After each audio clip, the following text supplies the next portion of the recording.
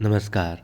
आपके लिए हर पल खास हो, हर आने वाला त्योहार ये त्योहार और हर आने वाला त्योहार आपके लिए बहुत खास हो।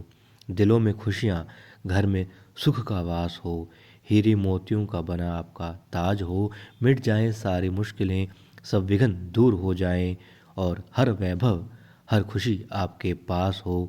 जिस भी देवी देवता को आप मानते हैं, उनकी कृपा दृष्टि, उनका आशीर्वाद भरा हाथ आपके सर पे सदैव आपके साथ हो। इसी कामना के साथ आप सभी को दीपावली की बहुत बहुत शुभकामनाएं।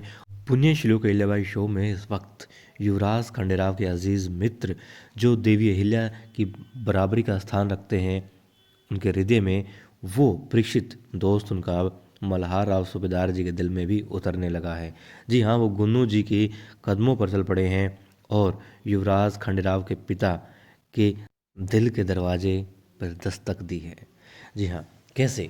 देखिए, अक्सर ऐसा होता है कि यदि मैं आपको बुरा कहूँगा तो आप मुझे ज़ाहिर सी बात है अच्छा तो नहीं कह सकते, और यदि मैं आपके सामने किसी और की बुराई कर रहा हूँ तब भी यकीनन मैं आपकी बुराई किसी ना किसी और के सामने करूँगा, क्योंकि मेरी प्रवृत्ति ऐसी है। और यहाँ पर कमाल की बात की है, मतलब इसके उलट बात की है, क्योंकि आप जब किसी को अच्छा कहते हैं तो जाहिर सी बात है लोग आपको भी अच्छा मानने लग जाते हैं कि यह बड़ा अच्छा इंसान है, हर किसी की तारीफ़ करता है, किसी बारे में बुरा नहीं बोलता, अच्छा सोचता है सबके बारे में। और प्रेक्षित अब यही काम कर रहा है। जिस तरीके से गुन्नू जी कर रहे हैं, अब घी लगाने का काम जो कहा था द्वारका भाई साहब ने कि वो करो तुम मल्हार राव सूबेदार जी के सामने, अब वही काम परीक्षित ने किया है। परीक्षित पूजा करता है। उनको मालूम है कि हर सुबह दरबार जाने से पहले बड़े सूबेदार जी मंदिर में आते हैं, पूजा करने आते हैं, और इसी का उसने फ़ायदा उठाया। उसने क्या किया, दरबार से पहले एक पूजा रखवा दी, अभिषेक करवा दिया खंडेराव जी के नाम से। पंडित को देखते हैं सूबेदार जी, पंडित जी से पूछते हैं सुबह सुबह इस प्रकार की पूजा, तो वो कहते हैं खंडेराव जी के नाम की हो रही है और मुझसे कहा गया था कि दरबार जाने से पहले, दरबार के वक्त से पहले पूजा होनी चाहिए। वो कहते हैं किसने करवाई? तब परीक्षित आ जाते हैं और पंडित जी भी कहते हैं कि परीक्षित ने। फिर वो कहते हैं कि माफ़ कीजिएगा सरकार, प्रणाम करके उनको, कि छोटा मुँह और बड़ी बात, मैंने पूजा इसलिए करवाई है क्योंकि मैं चाहता हूँ कि खंडेराव को जो मुहिम है राजपूताना उस पर सेनापति बना करके भेजा जाए। तब उन्होंने क्या कहा, सूबेदार जी ने कहा कि हम बहुत अच्छे हैं, मतलब उनको शुभकामनाएं दी, पीठ थपथपाई उनकी कि बहुत अच्छी बात है कि खंडेराव के पास तुम्हारे जैसा साथी है, तुम्हारे जैसा दोस्त है, इतना अच्छा शुभचिंतक है।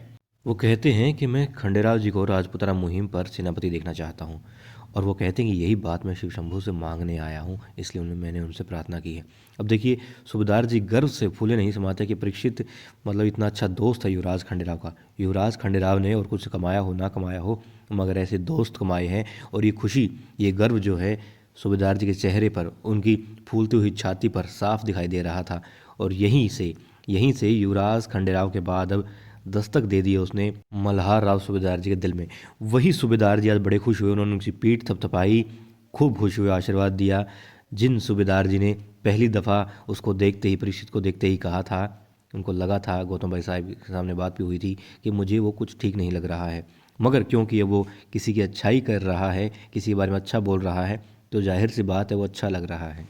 हालांकि ये बात युवराज खंडेराव के लिए गलत साबित होगी, मतलब हो ना हो बेशक, मगर मुझे ऐसा लग रहा है, क्योंकि बच्चे को ऐसा लगता है हर बार कि उससे ज़्यादा उसके दोस्त की आप मतलब अच्छाई बोलते हैं, कहते हैं कि देखो वो कैसे काम कर रहा है, उसको देखो वो कैसा पढ़ता है, उसको देखो वो कैसा खेलता है, उसको देखो वो कैसे खाता है। मतलब ये बातें बच्चे को जो है अंदर से कमज़ोर करती हैं।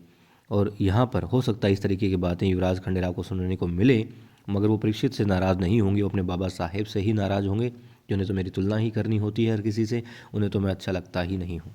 और इस तरीके की बातें करके परीक्षित मतलब कि महल के अंदर अपना जो स्थान है उसको और ज़्यादा मजबूत कर सकता है, कर रहा है।